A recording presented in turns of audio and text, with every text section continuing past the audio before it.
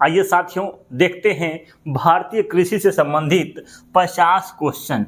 कितने हैं? 50 क्वेश्चन हैं। और आप लगा कर देखिए कि 50 में से 45-40 कर ले रहे हैं कि नहीं। ठीक है, बहुत ही महत्वपूर्ण है और एग्जाम के दृष्टिकोण से वेरी मोस्ट इम्पॉर्टेंट है। इसका थ्योरी पढ़ा चुके हैं, नहीं पढ़े हैं तो जाकर उसे जरूर पढ़िएगा। आइए देखते हैं सबसे पहला नंबर क्वेश्चन नंबर क्या कहता है कि हरित क्रांति के जनक किसे माना जाता है। तो क्या होगा राइट आंसर? ऑप्शन नंबर भैया बता दो क्या होगा? Option number A Norman Borlaug. क्या है? Norman Borlaug. ठीक है, बोरलांग है भैया, नॉर्मन बोरलांग। ये हरित क्रांति के जनक हैं विश्व में। कहाँ पर? विश्व में। यदि क्वेश्चन कहता है कि भारत में हरित क्रांति के जनक कौन है तो MS स्वामीनाथन। ठीक है, ये विश्व में है। यदि कुछ नहीं कहेगा इसका मतलब आपको मानना है कहाँ पर? विश्व में ही मानना है। तो राइट आंसर ऑप्शन नंबर ए। अगला क्वेश्चन क्या कहता है कि भारत में हरित क्रांति का नेतृत्व किसने किया था? तो बताएं अभी MS स्वामीनाथन ने।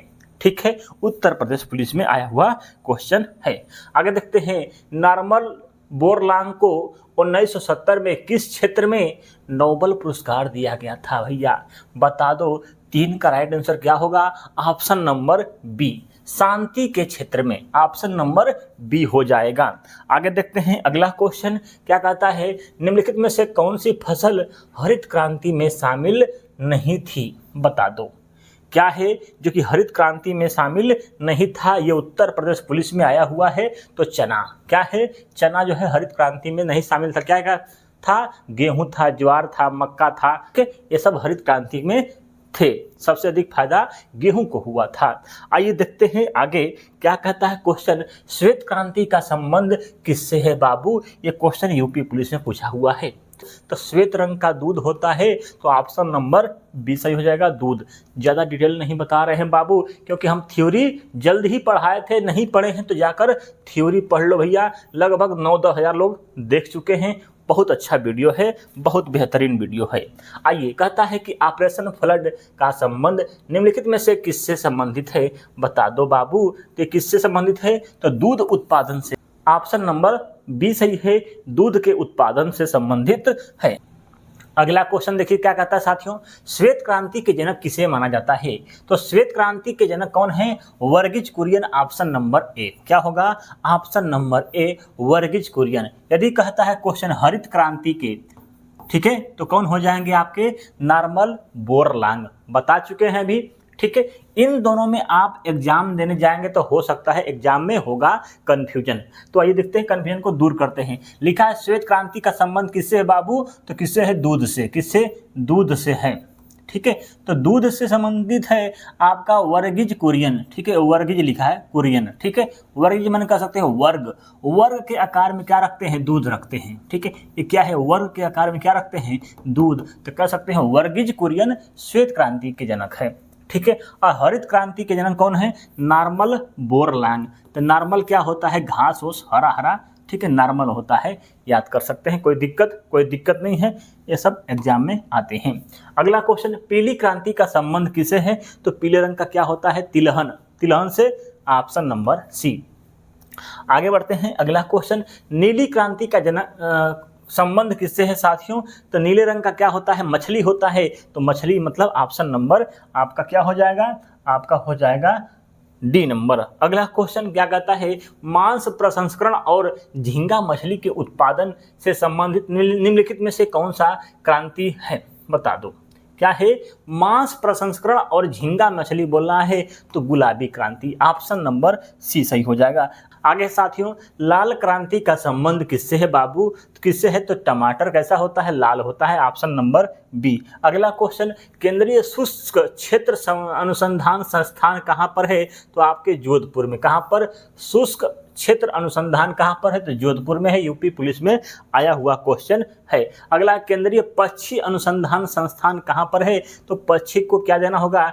इज्जत नगर स्थित है आपको अनुसंधान पक्षी। आगे केंद्रीय बकरी अनुसंधान संस्थान कहाँ पर है? तो आपके ऑप्शन है आगरा, भोपाल, का है मखनदुम, हैदराबाद।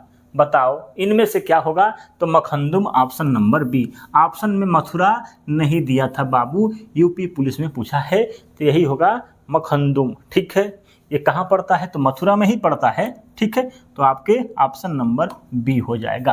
आगे साथियों, प्रधानमंत्री फसल बीमा योजना की शुरुआत कब की गई थी, कब की गई थी, 13 जनवरी 2016 में। ये उत्तर प्रदेश पुलिस में आया है 2018 में। अगला क्वेश्चन साथियों, प्रधानमंत्री किसान सम्मान निधि पीएम किसान योजना के तहत किसानों को कितनी राशि दी जाती है, तो 6000। आप जानते होंगे 2-2 हज़ार करके 3 किस्तों में दिया जाता है, 6000 रुपया वार्षिक। चलो आगे है, राष्ट्रीय कृषि सहकारी विपणन संघ जिसे बोलते हैं NFED की स्थापना कब की गई थी, कब, 2 अक्टूबर 1958 में। कब, 2 अक्टूबर 1958 में। अगला क्वेश्चन नंबर 18 है, कहता है केंद्रीय कपास अनुसंधान संस्थान कहाँ पर है, तो नागपुर में। कहाँ पर, कपास अनुसंधान संस्थान पूछे तो नागपुर में है। ठीक है, अगला क्वेश्चन क्या है साथियों, तंबाकू अनुसंधान संस्थान कहाँ पर है, तो तंबाकू खाने से राजा क्या होता है, मुंदरी हो जाता है, तो राजमुंदरी, ऑप्शन नंबर डी। आगे है साथियों, कहता है भारतीय मृदा विज्ञान अनुसंधान कहाँ पर है, तो भोपाल में। मृदा भोपाल में, मृदा भोपाल में स्थित है, ऑप्शन नंबर बी हो जाएगा। ठीक है, अनुसंधान का ट्रिक बना चुके हैं, नहीं देखे हैं तो जाकर उसे एक बार जरूर देखिएगा, बहुत अच्छा है, बहुत गजब का है। ठीक है, अगर कहता है कि भारतीय सब्जी अनुसंधान संस्थान कहाँ पर है, तो सब्जी सबसे अधिक कहाँ का खाते हैं लोग, वाराणसी के खाते हैं बाबू, वाराणसी। ठीक है, तो सब्जी अनुसंधान कहाँ पर है, वाराणसी में है। ठीक है, गंगा जी वहाँ पर बहुत चौड़ी हैं, सब्जी होती है अच्छा खासा। चलो, भारतीय तिलहन अनुसंधान संस्थान कहाँ पर है, तो तिलहन Hyderabad, option number D. UP police में पूछा गया क्वेश्चन है ये वाला। चलो आगे है, राष्ट्रीय लीची अनुसंधान कहाँ पर है, तो आपके मुजफ्फरपुर, ऑप्शन नंबर ए बिहार। ठीक है, मुजफ्फरपुर बिहार। अगला क्वेश्चन नंबर क्या कहता है साथियों, देखते हैं। कहता है कि उत्तर पूर्व भारत में कर्तन प्रणाली को किस नाम से जाना जाता है, बता दो। उत्तर पूर्व भारत में पूछ रहा है, ऑप्शन नंबर बी क्या होगा, झूम कृषि के नाम से जानते हैं। यह उत्तर प्रदेश पुलिस में आया हुआ क्वेश्चन है। अगला क्वेश्चन, अंतर्राष्ट्रीय चावल अनुसंधान संस्थान ने विटामिन की कमी को दूर करने के लिए जीन परिवर्तन द्वारा किस किस्म की चावल की प्रजाति का विकसित किया है, तो है golden rice. Uttar Pradesh police में आया हुआ क्वेश्चन है। ठीक है, गोल्डन राइस में विटामिन अधिक मिलती है। आगे साथियों, कपास प्रौद्योगिकी पर अनुसंधान के लिए केंद्रीय संस्थान कहाँ स्थापित किया गया है, बता दो। बता दो भैया, बहुत खतरनाक क्वेश्चन है, एग्जाम में कन्फ्यूजन हो जाएगा। ठीक है, यही आपसे आए थे। ठीक है, नागपुर मारोगे हो जाएगा गलती। कहाँ पर है, मुंबई में लिखा था। ठीक है, ऑप्शन नंबर ए मुंबई में। यदि कहता है साथियों क्वेश्चन, कपास प्रौद्योगिकी अनुसंधान के लिए केंद्रीय संस्थान कहाँ पर है, तो मुंबई में। प्रौद्योगिकी दे दिया तो मुंबई में। यदि खाली कहता है क्वेश्चन कि कपास अनुसंधान, तो कहाँ पर होगा, नागपुर में होगा। ठीक है, बताइएगा, आप भी थोड़ा सा सर्च कर लिएगा, हम तो यही सर्च किए हैं। ठीक है, फिर भी यही मिला था और ये उत्तर प्रदेश पुलिस में आया हुआ है, वहीं से उठाकर हम इसको लाए हैं। आइए अगला क्वेश्चन देखते हैं, अंगूर की खेती को आमतौर पर क्या कहा जाता है, तो अंगूर बीटी कल्चर। अंगूर कैसा होता है, बीट के आकार का होता है, गोल गोल होता है। सेरीकल्चर साड़ी हो गया, एपी कल्चर मधुमक्खी पालन। चलो आगे है साथियों, क्या कहता है, निम्नलिखित में से किसकी खेती भारत में जायद फसल के रूप में की जाती है। जायद फसल क्या है, आप कपास गेहूँ सोयाबीन नहीं होगा, क्या होगा, तरबूज है। क्या है, तरबूज, सब्जी वाली फसल को जायद फसल कहते हैं, option number C. Question number साथियों 29 नंबर क्या कहता है, नीलगिरी कापली भारतीय कृषि अनुसंधान द्वारा जारी निम्नलिखित में से फसलों में से किसकी एक उच्च उपज वाली किस्म है।